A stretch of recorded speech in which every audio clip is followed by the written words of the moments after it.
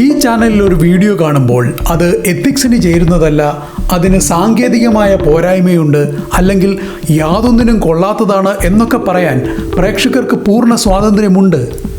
പക്ഷേ ഇതിലെ വീഡിയോകളൊക്കെ കോപ്പി അടിച്ചതാണെന്നും മറ്റു വീഡിയോകളിൽ നിന്നും മോഷ്ടിച്ചതാണെന്നുമൊക്കെ പറയുമ്പോൾ അതിന് എനിക്കുള്ള മറുപടി നിറഞ്ഞ മൗനം മാത്രമാണ്.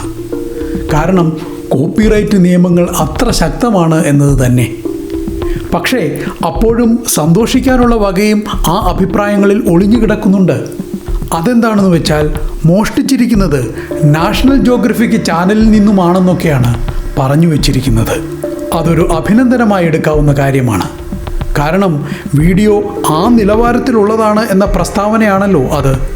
വന്യജീവി സംബന്ധിയായ ഒരു വീഡിയോയ്ക്ക് നമ്മുടെ മലയാളത്തിൽ 7 ലക്ഷം കാഴ്ചക്കാർ എന്നത് അത്ര ചെറിയ കാര്യവുമല്ലല്ലോ.